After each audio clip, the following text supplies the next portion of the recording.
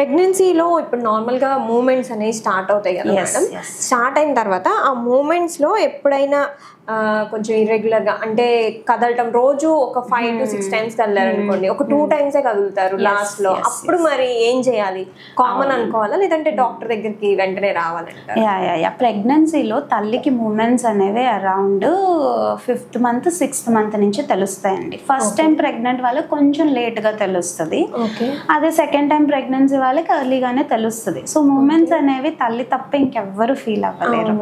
So ఒక బేబీకి బాగలేదు అంటే తల్లే కదా చెప్తది, ఇవాళ నా బేబీ కొంచెం డల్ గా ఉంది, తగలేదు అన్నప్పుడు డెఫినెట్ గా ఏంటంటే మూమెంట్స్ తక్కువ ఉంటున్నాయి అని తల్లి ఫీల్ అయితే మాత్రం డెఫినెట్ గా ఒక్కసారి డాక్టర్ దగ్గరికి వెళ్ళి చూపించుకోవడం చాలా ఇంపార్టెంట్.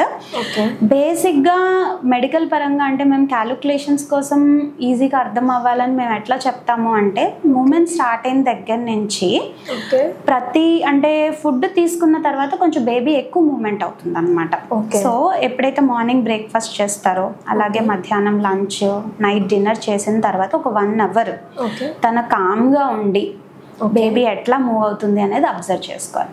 ఫర్ ఎగ్జాంపుల్ 1 అవర్లో 3 మూమెంట్స్ అలా 3 పూట్ల అంటే 3+3+3 9 to 10 మూమెంట్స్ ఉంటే కనుక దట్ ఈస్ నార్మల్.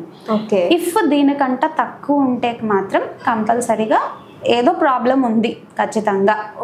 బేబీ చుట్టూ ఫ్లూయిడ్ ఏమైనా తక్కువ అయిపోయినా లేదు అంటే కనుక బేబీ గ్రోత్లో ఏదైనా ప్రాబ్లమ్స్ ఏమైనా ఉంటే కనుక అది మనకి బేబీయే తల్లికి చెప్తుంది లోపల నాకు బాగలేదు అని చెప్పి ఒక సంకేతం అన్నమాట. సో ఇమీడియట్గా డాక్టర్ దగ్గరికి వెళ్ళి ఒకసారి టెస్ట్ చేయించుకుని బేబీని చెక్ చేయించుకుని అవసరమైతే స్కాన్స్ అవన్నీ ఉంటాయి అన్నమాట. సో చేసుకుని